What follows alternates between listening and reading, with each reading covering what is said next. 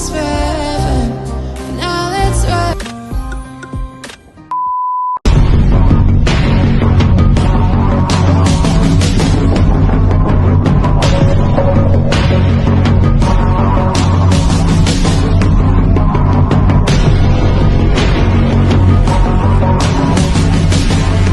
Bismillahirrahmanirrahim. Assalamualaikum dan salam sejahtera. Seperti kita tahu, kini ekonomi Malaysia mula terjerumus ke dalam fenomena deflasi.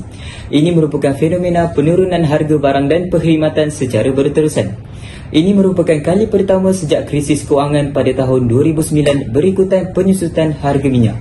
Indeks harga pengguna susut 0.7% berbanding setahun lalu selepas berlega di bawah paras 1% dalam tempoh 7 bulan lalu. Ini membimbangkan para peniaga di Malaysia dalam menghadapi isu ini. Mari ikuti wartawan lokasi Muhammad Najmi yang kini berada di Changlung, Kedah. Okay, terima kasih kepada saudara Syed yang berada di studio. So hari ini saya nak menemu ramah salah seorang anak JT Changlun yang merupakan salah satu pengusaha ataupun penjual di kat Changlun ni. So, Assalamualaikum kak. Salam. Saya nak tanya nama apa kak? Syah. Okay, so saya dengar kak ni salah seorang pengusaha dekat Changlun ni. Betul? So kak mengusahakan apa? Kami ada buka butik dekat Changlun, butik baju pakaian. So kira dari tahun bila tu kak? Kami start beroperasi start tahun 2015. Oh, so nampak kak ni lama lah dalam bidang perniagaan ni. So saya nak tanya lah, dalam perniagaan ni mesti ada salah dan masalah dekat dalam bidang ni kan. So saya nak tanya, untuk masalah deflasi iaitu masalah penurunan harga, ada perniagaan kak ni alami masalah tu? Ada, lagi-lagi waktu COVID-19. Oh, so saya nak tanya, apa sebab terpunca perniagaan kak ni boleh alami masalah deflasi tu? Kalau waktu COVID-19 tu, kan kita ada PKP. So ramai orang tak boleh keluar rumah. So kami tak ramai pembeli. So disebabkan tu kita orang terpaksa turunkan harga barang.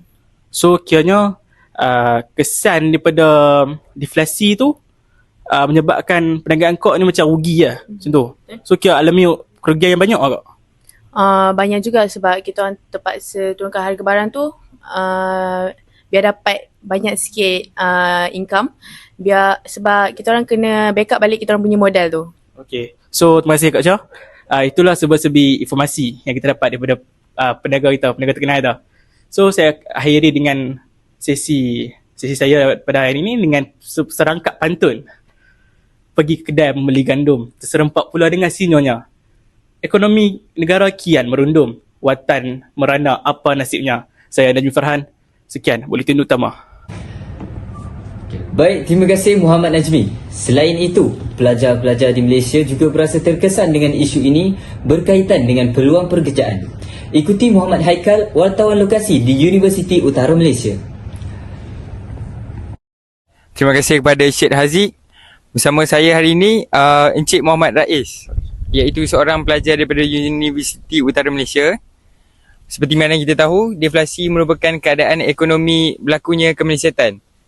Okey, apa pendapat Encik Rais tentang isu deflasi yang pernah berlaku di Malaysia sebelum ini?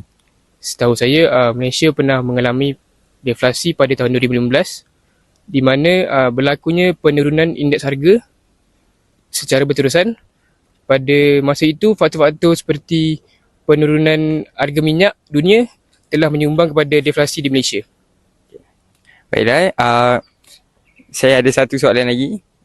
Jika berlaku keadaan deflasi ini di negara kita pada masa akan datang, apa pendapat Encik Rais sebagai seorang pelajar? Adakah Encik Rais akan terkesan dengan keadaan deflasi ini? Bagi saya, sebagai seorang student, deflasi ini akan menjejaskan kami sebagai student kerana disebabkan pertumbuhan ekonomi yang tidak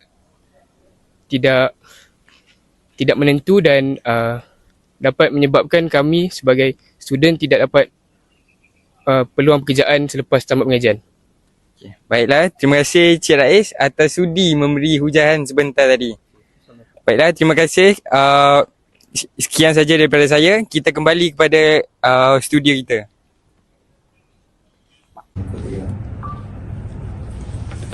Baik, terima kasih Muhammad Haikal. Ini menunjukkan impak yang besar kepada ekonomi negara. Kini kerajaan sedang mencari jalan penyelesaian bagi mengatasi fenomena ini. Dengan itu, pakar ekonomi negara Profesor Dr. Amir Fakri telah membuat sidang media bagi menjawab persoalan berkaitan isu ini. Assalamualaikum dan salam sejahtera. Saya Muhammad Adil Baqi merupakan moderator untuk sesi perbincangan kali ini.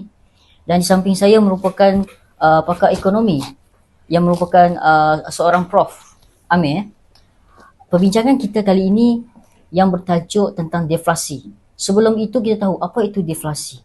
Deflasi merujuk kepada penurunan harga secara drastik bagi barang umum dan juga perkhidmatan. Baik Prof, di sini terdapat beberapa soalan daripada masyarakat sendiri yang ingin bertanya dalam beberapa soalan. Okey, baik Prof. Soalan pertama.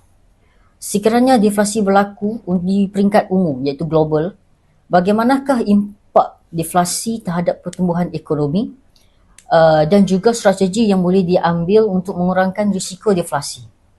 Okey, untuk pertanyaan soalan Cik Adil. Okey. Impak dan kesan deflasi ni dia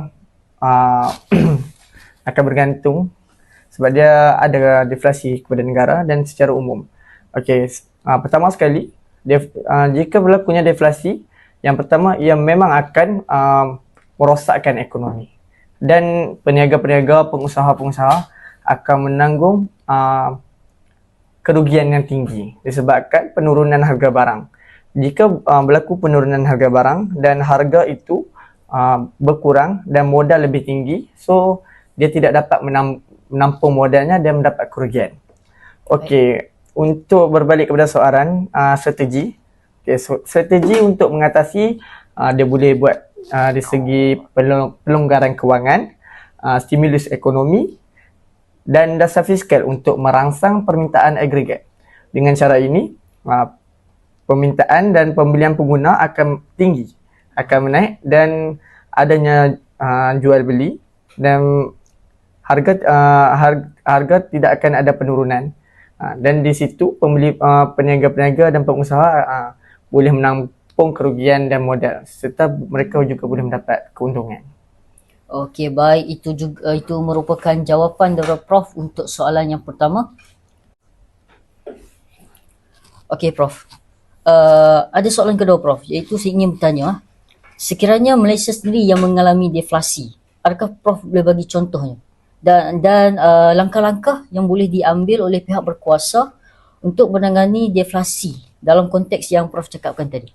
Okey, untuk deflasi di Malaysia, saya ambil bagi masa yang terdekat, iaitu kita mengalami pandemik COVID-19. Tapi untuk pandemik COVID-19 ni bukan berlaku deflasi di Malaysia saja. Malah dia juga merosakkan perkembangan ekonomi di dunia dan melibatkan negara-negara lain. Terlibat juga dalam deflasi. Okey, untuk COVID-19 ni menyebabkannya deflasi ialah penurunan drastik dalam aktiviti ekonomi, pengurangan perbelanjaan pengguna dan ketidakpastian menyebabkan risiko deflasi. Okey, untuk pertanyaan langkah-langkah penguat kuasa, pihak berkuasa merespon dengan dasar fiskal, pemotongan kadar faedah. Sewaktu itu kita di Malaysia, pihak-pihak berkuasa dia memotong kadar faedah dan pakej rangsangan ekonomi untuk merangsang pemulihan ekonomi semula. Okay, selepas daripada COVID-19, banyak pihak berkuasa melakukan aktiviti program-program untuk memulihkan ekonomi. Okey, terima kasih Prof atas jawapan dan juga penerangan yang Prof berikan untuk pada soalan-soalan yang disoalkan tadi, dan sudi memberi antara langkah-langkah yang baik untuk mengatasi deflasi. Baik, sekian sahaja Buletin UUM. Salam hormat dan Assalamualaikum. Tak ada sekian, terima kasih. Tak payah, ni kot terus ni ya.